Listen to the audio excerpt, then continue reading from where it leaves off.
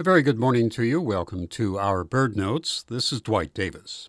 Do you recall the television commercial from years ago for the detergent that would eliminate ring around the collar?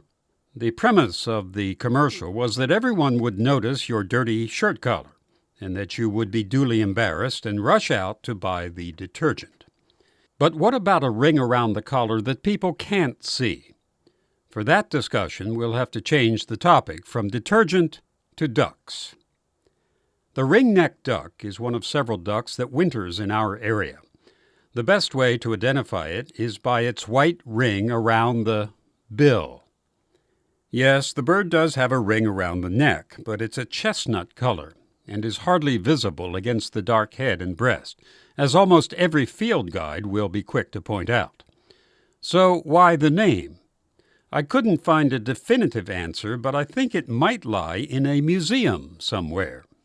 In many natural history museums, there are preserved animal specimens, which in the case of birds usually takes the form of skins, arranged neatly in trays. An examination of these bird skins allows one to see things that sometimes are not visible on live birds in the field, such as the ring around the neck of the ring-necked duck. And I'm guessing that certain names were conferred without thought that the names could mislead in observing birds in the field. In other words, some patterns or colors that are evident with a bird in the hand are not helpful field marks. And thanks to Roger Torrey Peterson and those who followed, we're accustomed to focusing on field marks.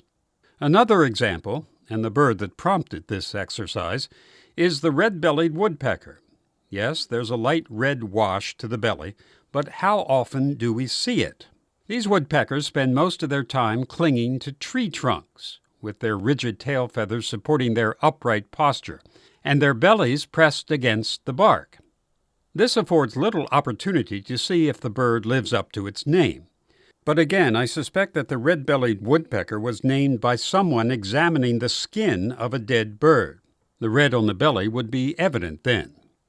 Like most woodpeckers, the red-bellied woodpecker has red on the head, the male more than the female. So why not call the bird the red-headed woodpecker?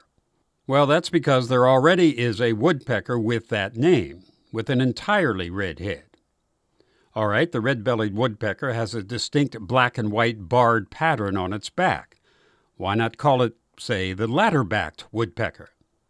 Sorry, that name's taken too, by a woodpecker living in the Southwest. So I have a suggestion. If it comes to pass that a movement develops to change the common name of the red-bellied woodpecker, I'd offer the name red-naped woodpecker, as the back of the head and the neck of both the male and the female is a very bright and very obvious red. Among other things, this new name would save space in field guides, since those sentences explaining the old name could be eliminated. So tell your friends about this, and let's see what happens.